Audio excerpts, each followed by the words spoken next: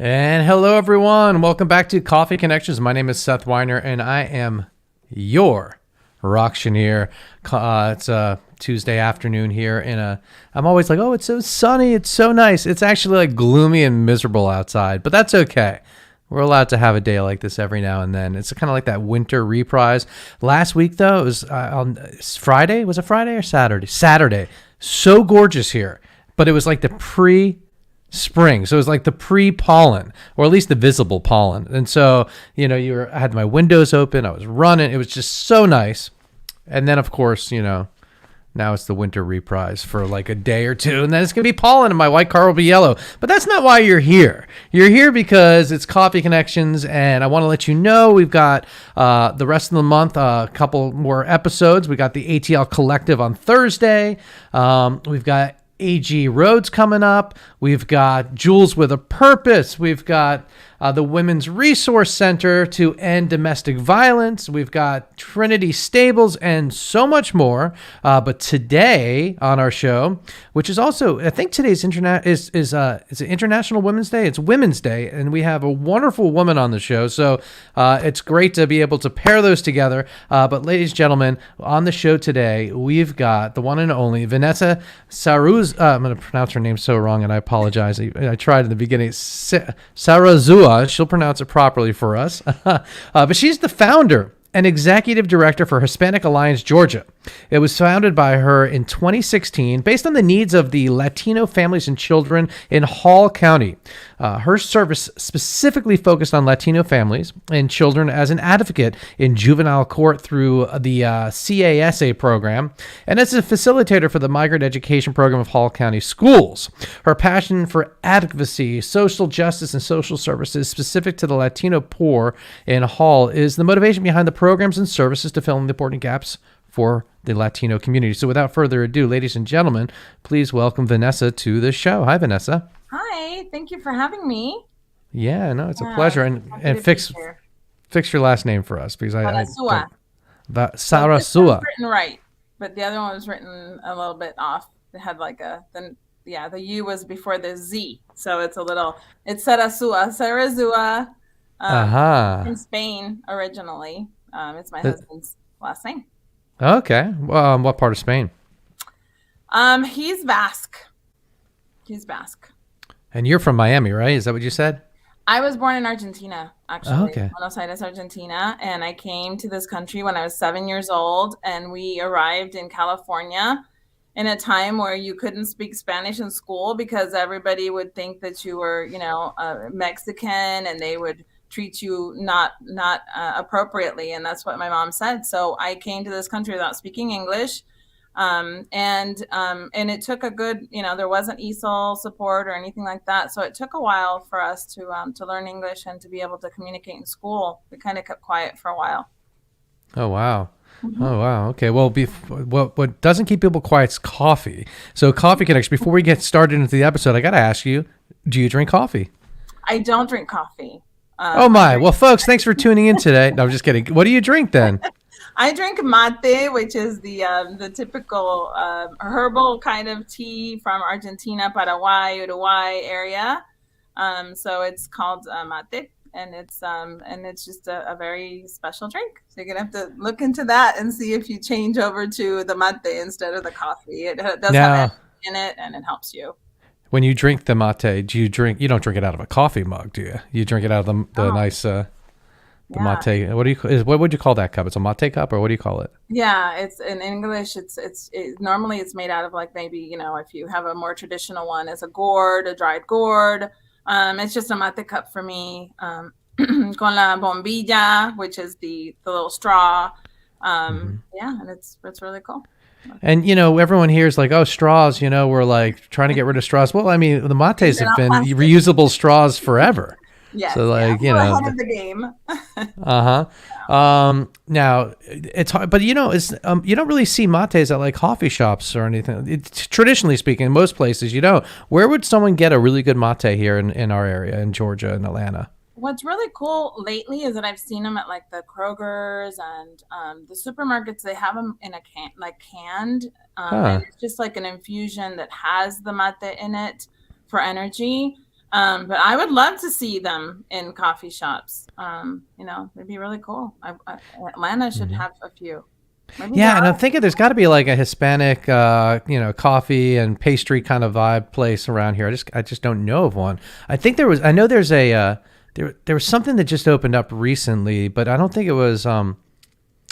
Maybe it was. No, I was trying to remember. There's like a Colombian restaurant that near here too, but I don't think it's open anymore. I'm gonna have to do my research on that. They have Argentinian restaurants that are really good in Atlanta. A couple of them. There's Sabores del Plata, which is more from Uruguay, but we kind of share a lot of our dishes. So, there's that in Atlanta. All right. Well, I'm going to hand the mic over to you.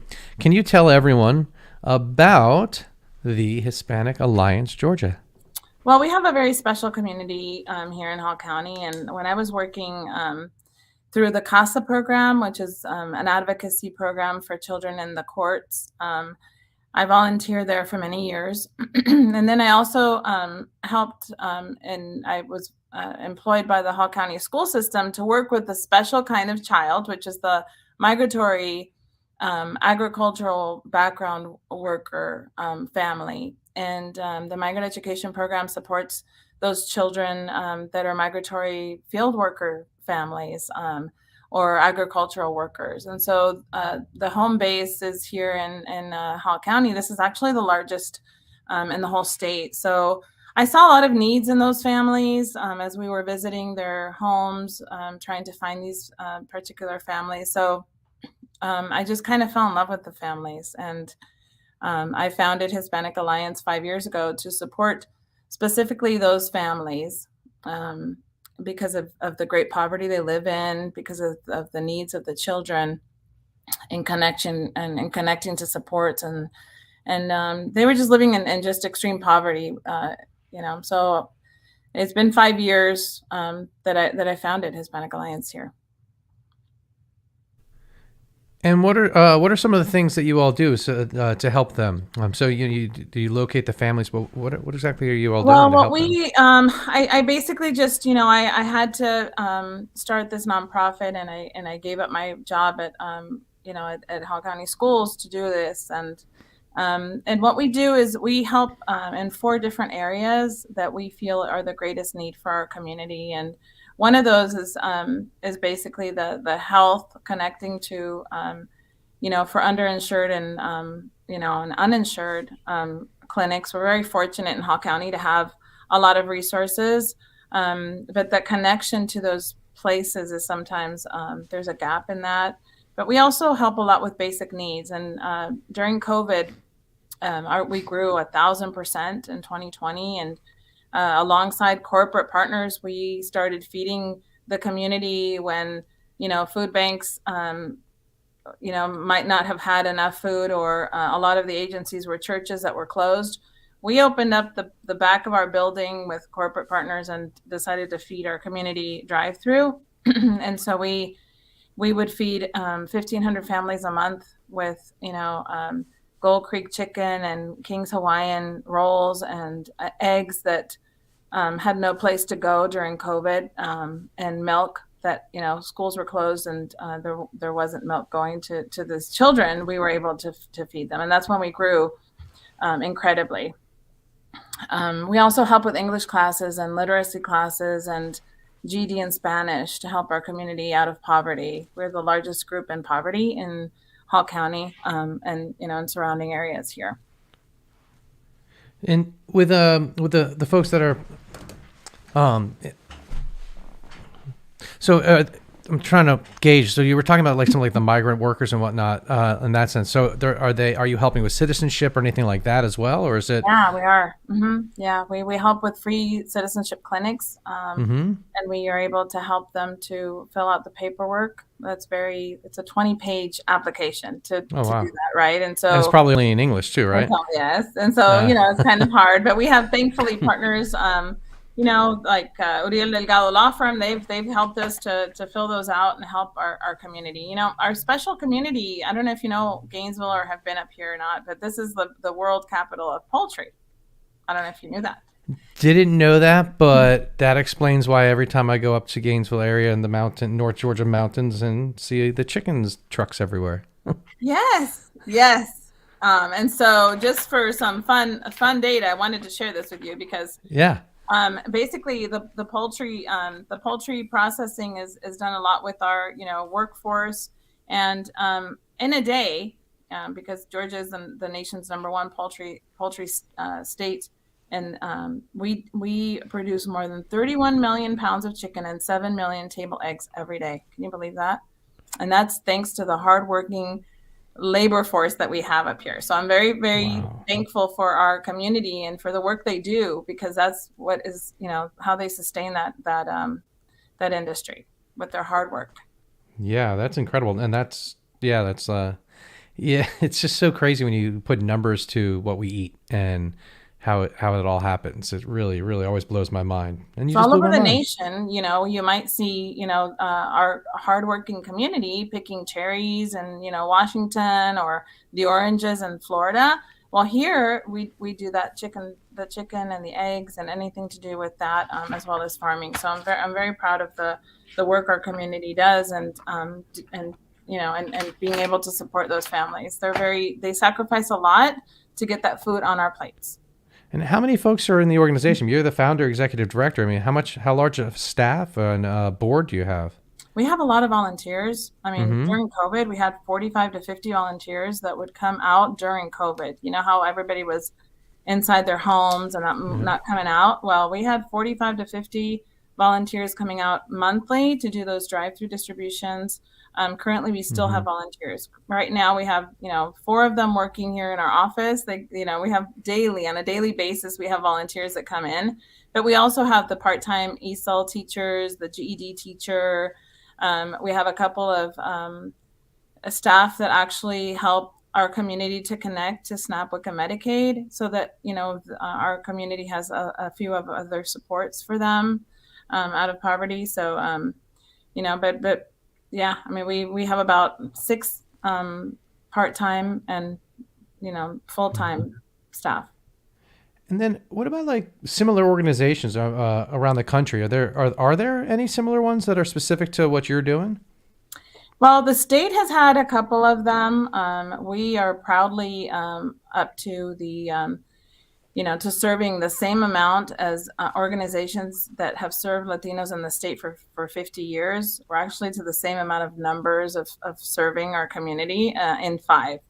That's how busy and how much Wow. work there is to do in the state. Just for a food box, we serve 8 different counties that come for a culturally appropriate food box. Hmm. There's a new term for Georgia. um, yeah, so Yeah. that's what we do, and we help our community with rice, beans. It's a different kind of food that we serve, different from what we normally would see in food banks.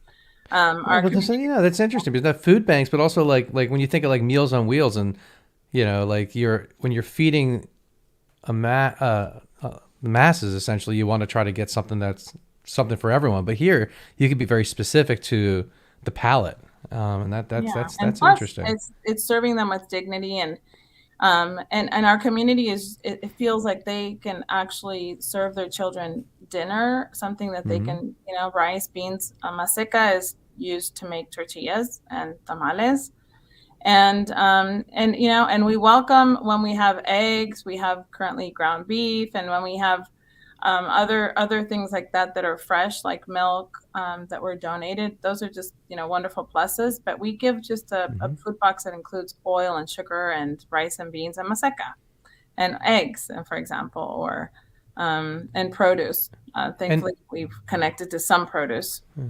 that makes sense. Uh, are you connecting with the how are you getting the food? Is it being donated? Are you connecting with the companies to get these resources, or how's that coming? Well, right before COVID, we knew that we needed to support our community with food because of the poverty that we saw and the need in our families. So, um, you know, uh, pretty much we were told that in this area there were enough agencies to feed the community. So we still saw what we saw every day. So we needed to find a different way to be able to feed them. Right before COVID, the Church of Jesus Christ of Latter-day Saints donated a truckload, our first truckload of 32,000 pounds of dry goods for us. And that's what started this food program for us. Hmm. So now we feed about, 600 to 800 families a month, Wow. 8 different counties. And we're able to, we've done this since 2020, March of 2020. So like and that's got to be taking a little bit of a strain off of some of the food banks, right?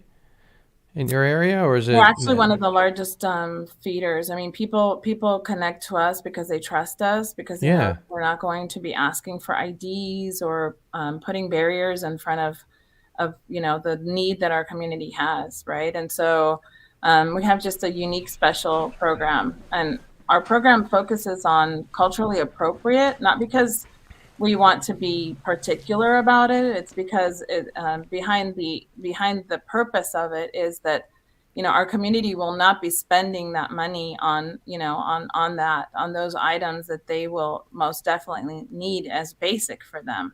um, and our community lives in poverty. When you're living in poverty, you have to decide whether you're going to pay rent or pay a bill or Hmm. pay for food.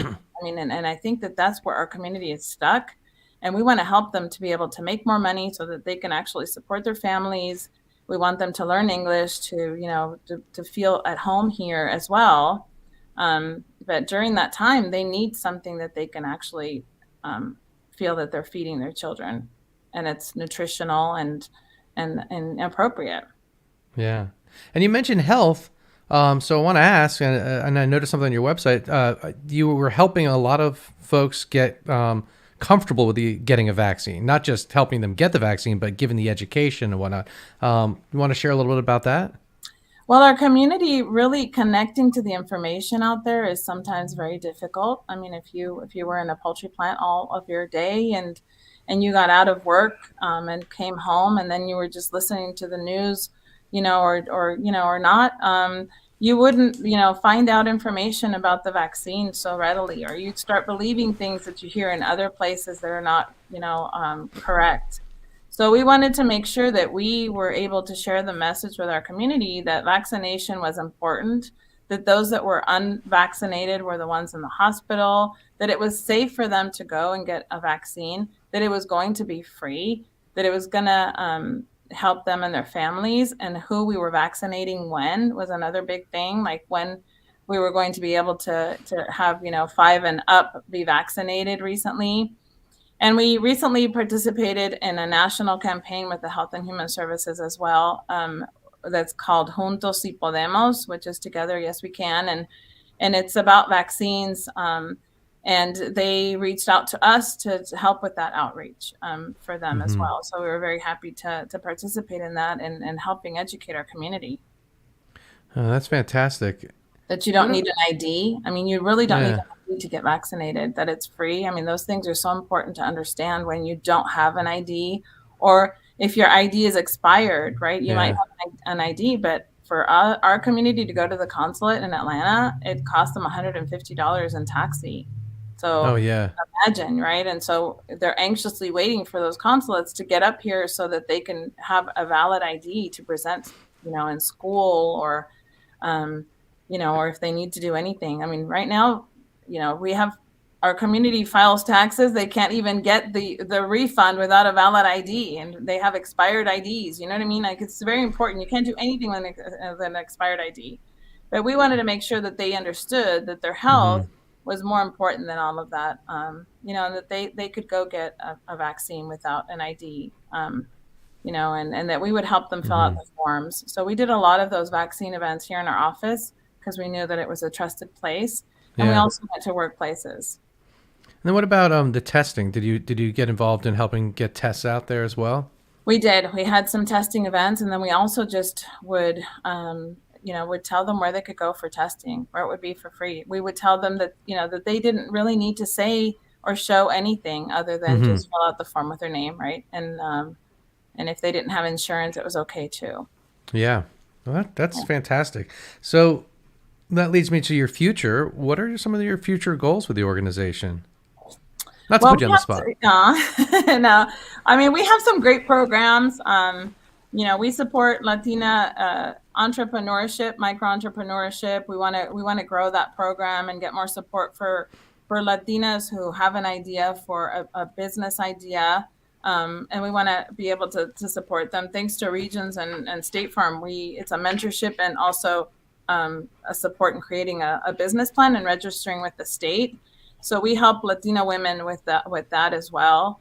We want to see these programs grow a little bit more. I mean, although we've grown in the last 5 years, we want to be able to continue to grow and serve our community.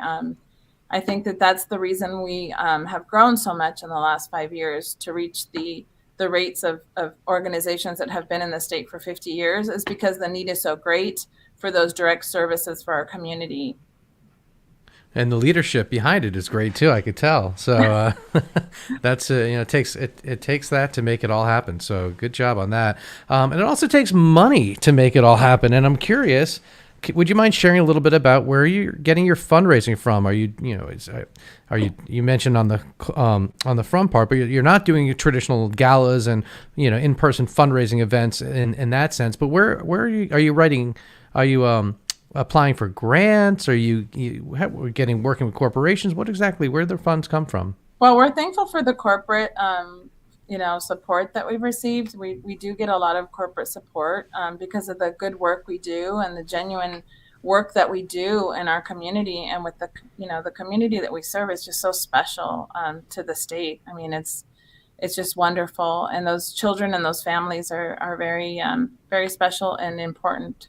So we're thankful for the corporations that are always trying to connect with us to try to support the work that we do within our own community and beyond, really the Northeast.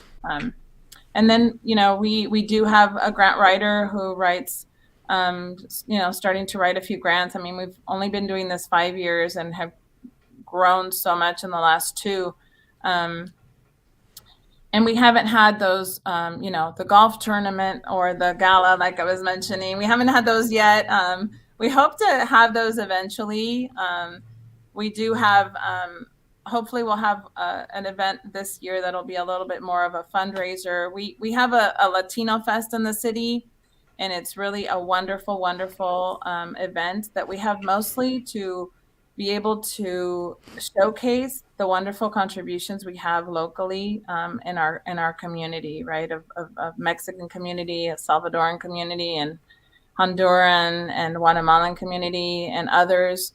So we do that in September.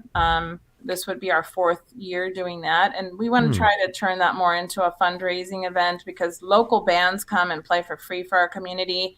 We have the folklore dancing, and it's really one of the few that I've seen that's so beautiful. We have photographers coming from all over to take beautiful pictures. We hold it at the square in Gainesville, alongside Main Street, as partners, and it's really just a beautiful, beautiful day of celebrating our food and our art and our culture, our music. So it's just a great day. That's as close as we get to a one of those fundraisers that you're talking about, I think. Yeah, but folks, you can go to Hispanic Alliance GA.org and you can make a donation there, I'm sure. For sure. Oh, good. So that's, again, for anyone that's listening and not looking, it's a Hispanic Alliance GA.org. So please consider making a donation, a contribution there. And if someone wants to, if someone's got a business and they want to connect with you, same place, Hispanic Alliance GA.org. I imagine you get hit up a lot from, you mentioned that a little bit, but that's wonderful. Businesses are reaching out to you. When you talk about getting food, is it just, I'm trying to think, is it like the grocery store still has excess food and you're connecting with them, or is it they're setting aside dry food that's going to the stores and the suppliers actually moving some product aside for you? How's that all work? Well, my idea is more to connect with, like egg farms that want to donate a pallet of eggs for our community when they have, an extra pallet of eggs that's Uh-huh. an order that didn't go through. That's the kind of, donations we're looking for. They're tax deductible. We're a 501(c)(3). We have been from the very beginning. So, those would be wonderful for our community and for our children in our community to be able to have access to. We have not connected to. I think most of the food banks connect to what you're describing as that excess that needs to be cleared off the shelves. Yeah. But our program is just a little bit, a lot different. It's just a Yeah. lot different. And so, during COVID, we connected to milk that was going to be thrown away, right? So they connected with us, and we had a board in here, connecting that milk directly to our community.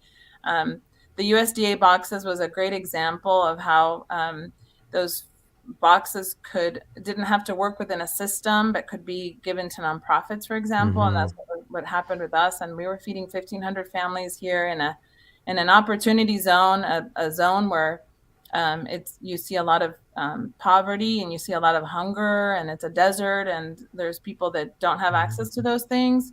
Wow, like here we are, and we can do that, with our partners, and it's just been really Mm-hmm. great. So we're looking for those kind of donations, um, of food, especially our Latino food. So Yeah. that's, usually, yeah, maseca and other products. All right. Well, thanks so much for your time. Is there anything else you wanted to bring up? Something maybe you forgot that you wanted to share? I always love to bring up the contributions that our community, makes to the state. Mm-hmm. I think that, if we're very conscious about that as a, as a community, we're more prone to, um, to being more compassionate when we encounter our Latinos wherever we go, and treat them with kindness and with understanding. They are here to contribute. I was going to share with you how much taxes we contribute in the whole nation. Yeah. Can I hear it? Yeah, please. All right. So 252.2 billion in taxes we contribute to this great nation, and more, because those are 2017 numbers. So, we contribute a lot to this nation and to the state, as Latinos, and those are the things that, that makes my job so easy, to help these poor families who work so hard, and in processing, and in farming, and in construction, and Mm-hmm. they're hardworking. They're not sitting around. They haven't sat around during COVID. These are all very critical, essential workers that have been cutting chicken for, to feed us all. And so I'm just very thankful to them, and they're just very beautiful people. Anyway, they're just very kind and humble, and I just love working with these families. That's awesome. Well, thanks for all the work you do. Again, folks, please visit the website, learn more about what they're doing and how you can get involved. And before I let you go, I always ask my guests if there's an innovator in a nonprofit in the Atlanta area or Georgia that you'd like to recommend to be a future guest on Coffee Connections. I have a couple, and I will send you a little message. Let me think All about it right. a little bit. All Yeah. right. Yeah, think about it. Yeah. Well, thanks so much for your time. I enjoyed meeting you and your willingness to share about all that you are doing. And yeah, just wonderful. Keep up the good Thank you work. so much. All Thanks. right. All right, folks. We'll see you Thursday. Until then, have a wonderful day. And thanks for tuning in.